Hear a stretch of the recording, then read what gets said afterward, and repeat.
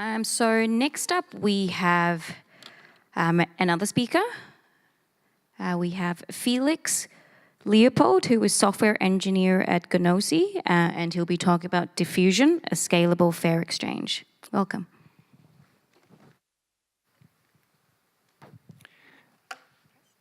Perfect. Thank you very much. Hi, my name is Felix Leupold. I'm a software engineer at Gnosis, and today I want to talk about Diffusion, which is one of the decentralized exchanges that we're working on at Gnosis. And I want to focus particularly on the market mechanism of Diffusion, because it's fundamentally different from the market mechanisms that you might be used from existing centralized or decentralized exchanges. And just a quick disclaimer to start with. This project went from research phase to execution phase earlier this year, and we're currently working hard on getting a testnet demo out and hoping to achieve this by the middle of this year. But right now, this is not on mainnet or a functioning working product. This is work in progress. Before I start talking about how Diffusion works in detail, I want to start by introducing some of the motivating thoughts behind the market mechanism.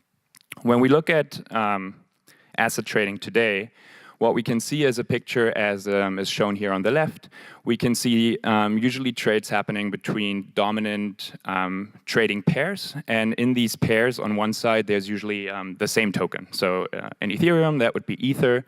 It could be US dollars, could be Bitcoin. But usually when you want to trade an ERC20 token, you trade it first into Ether and then trade it back into some other ERC20 token that you might want to get. And that's true on Uniswap or most of the exchanges that you can see today. However, in the future, what we predict is going to happen is we're going to have a much more dense, much more complete trading graph, more like you can see here on the right. And you could just think about general ERC20 token explosion and how this might make this graph more complete. But even if you just look at stablecoins, for example, you could envision that the USD today holds something like $100 million of liquidity in some exchange. But with the rise of DAI, Tether, and all these other stablecoins who are all worth $1, that liquidity might get fragmented. And so you might have $10 million in DAI, $10 million in Tether, and so on. So people will want to make trades not just to one dominant trading token, but kind of want to trade tokens directly against one another. And if you look at kind of like the liquidity of ERC20 tokens today, you can see that there's a lot of tokens which don't have enough liquidity to be effectively traded on centralized, and some of them not even on decentralized exchanges. Because these exchanges tend to focus just on high volume tokens. But if we want to, for example, trade prediction market outcome tokens, which is why Gnosis is really interested in this space, but also general financial derivatives or tokenized game assets, which tend to be low liquidity tokens, we really don't have an effective way of doing that today. But if we want to tokenize the world and make it easy for people to trade one asset for another, we need a market mechanism that can do that. The other thing that we're seeing today is that the prevailing market mechanism are pseudo-continuous order books with market makers and market takers, order makers and order takers.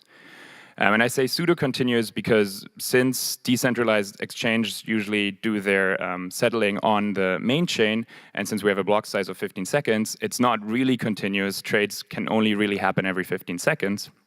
But the real problem of these kind of continuous order book auctions is the problem of front running.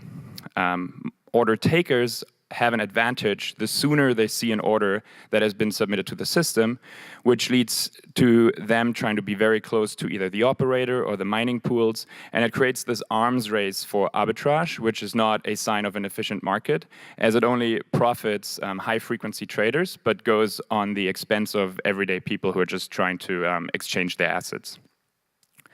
And Phil Dayan has given a talk at DEF CON 4, and he has just released a paper this week that actually analyzes the problem of front running in decentralized exchanges on Ethereum today. And he kind of shows, this is a graph that you can find on frontrun.me, which shows that there is an excessive bidding war of gas for transaction happening already today on decentralized exchanges when people are putting in either a very beefy order or even a mistaken order where they just have an off by one error in their amount. And so there's a huge opportunity for whoever picks up this order first. And you could see a bidding war in gas price happening on the network to try to take these basically risk-free arbitrage opportunities. And in his paper, he estimates a lower bound of the revenue from these risk-free arbitrage trades to be $1.6 million on Ethereum per year, even today. So what we predict what will happen is that people will want to have a way to trade assets in a front-running resistant way. And the way that we usually achieve front-run resistancy, for example, in ENS, is with a commit-revealed scheme. So in the case of orders, we would have sealed orders that are collected over a period of time that are encrypted.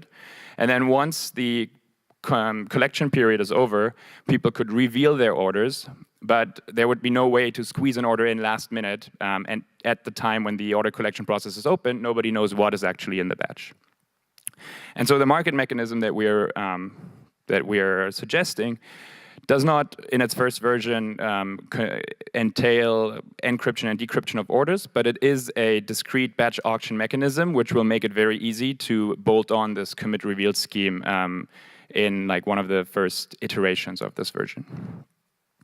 So let's talk about the diffusion mechanism. I already hinted that it's going to be a batch auction mechanism, so let's first look at how a batch auction will work with just 2 tokens.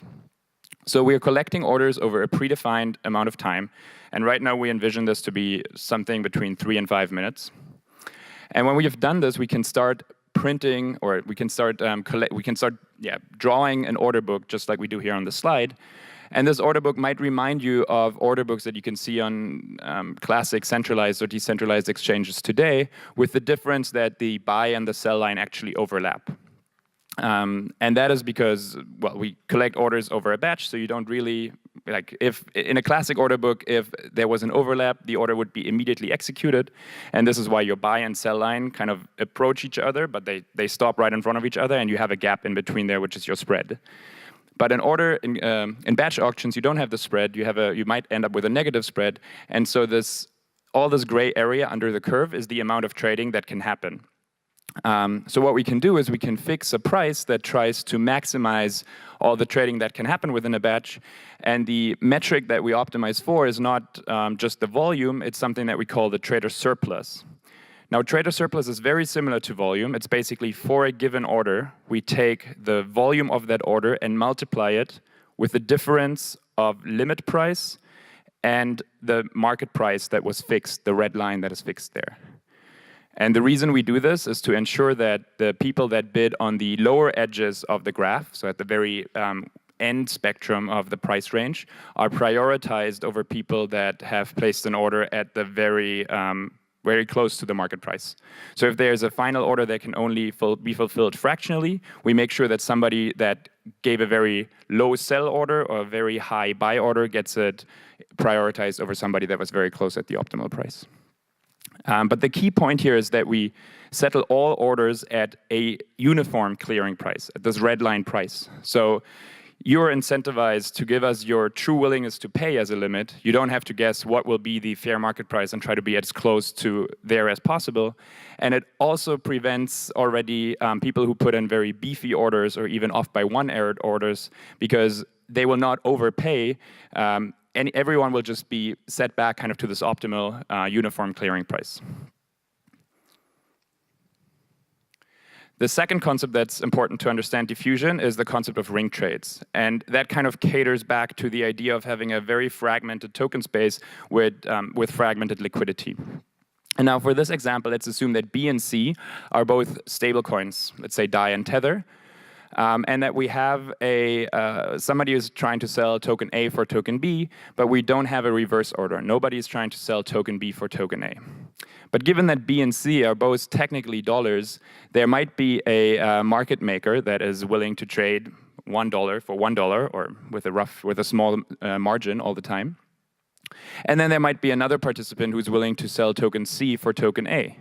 And now, by looking at this graph in total and not just at orders between token pairs, we can actually fulfill a trade, and we can trade token A for B, B for C, and C for A, and increase the volume that we have in our batch. So by not only looking at order pairs directly, but at looking at the whole graph and trying to find loops or rings in this graph, we can actually increase volume in a completely fragmented space. And now, taking these two ideas together, the batch auctions, and ring trades, what we end up getting is a network of tokens where between each token pair, we can draw one of these order books. And we can set a price for each token pair. And then we can draw these prices in a multidimensional space. So here we have 3 tokens. So we also have 3 prices. And so we end up with a 3-dimensional space. And so each point in the space kind of signifies a price between A and C, C and B, A and B. And then the color kind of says, okay, what will be the trader surplus? What would be the kind of fair volume that could be achieved if we fix these prices? And so now you end up with a classic optimization problem. You can just go over the space and try to find the dots that are the most yellow, because they will give you, that will basically tell you which prices you have to choose to get the most trading surplus. And now, of course, this is a very computationally expensive problem. In fact, it's a mixed integer linear optimization problem, and the way that we formulate it at the moment, it's NP complete, or NP hard at least. And so it's nothing that we could run on the blockchain directly, but we don't have to. We can run it off-chain, and we just have to verify that a given solution is valid in that it satisfies a bunch of constraints. And another fact about this being computationally hard is we can actually distribute it and make it kind of a challenge and have different people solve this optimization problem. Have a smart contract pick the best solution, and thus have the kind of price-finding algorithm decentralized as well. So let me talk about the constraints that we need to verify by briefly summarizing this mechanism. So we collect orders between any token pair over a predefined time, 3 to 5 minutes. Then we have multiple solvers running to try to find uniform clearing prices. All trades are settled at the same price. That maximize the trader surplus and respect these 3 constraints that are on the slide. First of all, we are not fulfilling any order if the limit price was not respected. So if you're willing to sell something for 10, we're not going to sell it on your behalf for 9. Arbitrage freeness means that within a batch, there's no arbitrage. Basically, the fact if we did a ring trade for you or if we had a direct reverse order is abstracted away. If 2 people want to trade A for B and there's one direct reverse order and another order that goes over another token, they will end up with the same amount of B tokens at the end. Of course, there can be arbitrage between external exchanges or also between 2 batches that can be different prices. But within a batch, there's no arbitrage. And the last point is conservation of value. It just means the amount of token going into a batch and coming out of a batch should always be the same. We're not burning or minting any tokens. So now I want to briefly talk about how we implement this on Ethereum. But because I have very limited time here, unfortunately, I will only be able to scratch the surface.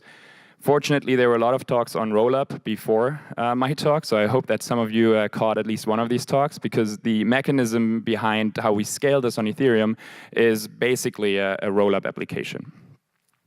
In a rollup application, we don't store a lot of state on the Ethereum main chain directly. We kind of only store the root hash of all our account balances in our state. So you can see here on the left, we have state 1, which is the account balances of all participants before a batch. And then on the right, we'll have our state after the trade, which will be all the account balances of people after the trade Merkleized together and stored on the main chain. And then we have 3 phases. We have the order collection, price calculation, and trade settlement. In the order collection, people will be able to broadcast their limit orders directly on chain. Now, in the spirit of rollup, we're not storing any of that data permanently in the smart contract. We're just using it as call data to broadcast it to the entire network and to have data availability so that everyone knows what are the orders that are in a batch. Now, this can happen directly. A person can put a single order on chain, or orders can be batched together and collected to make this more gas efficient. But that's an optional step. Then we'll have the batch will be closed, and we have another 3 to 5 minutes of price calculation, where we have hopefully a bunch of solvers compete for the best solution. So we have a smart contract that decides which of the provided solution maximizes our trading surplus, and whoever provided that solution will then be invited to broadcast that solution on chain, collect the fees that are associated with winning this kind of proof of optimization, and also submit the state transition, which applies all the orders to the previous state. So basically, if an order was fulfilled, we subtract the amount of the sell token, and we add the amount of the buy token, and at the end, we rehash all the states and get our state 2. And now this state transition is backed by a zero-knowledge proof to make it so that people cannot cheat and cannot put invalid state transitions on chain. On this slide, you can see that, for example, the order collection cloud there is kind of an optional service, which we might not be able to implement in our first version. Also for the solvers, Gnosis is going to implement a solver, but we are kind of relying on people willing to compete there and trying to get some of the fees that this network will incur. And to incentivize this kind of work even more, what we have started is a ecosystem fund, which supports teams with up to $100,000 that work on projects in the Gnosis ecosystem. So this could be something diffusion related. It could also be something related to our prediction markets or to our Gnosis safe multi-signature smart contract wallet, or to the decentralized exchange that we have already launched on mainnet last year, the DutchX. Any of these projects are eligible for this fund, and if you're interested in working with us, you could either talk to me after this talk, find anyone else who's working for Gnosis here, or just email gecko@gnosis.pm. My email is felix@gnosis.pm, and the code that is already out there for diffusion can be found at github.com/gnosis, and then all the repositories that start with DEX are for the diffusion exchange. And I want to leave you with this picture because it kind of summarizes the market mechanism, which is really the key feature that I wanted to present here. The idea that we have an exchange where you can submit orders with any kind of token pair, and then we'll find the best uniform clearing prices in this batch of orders that basically can come from any token pair. We'll kind of pool the liquidity together and make the future of fair decentralized trading possible. Thank you very much.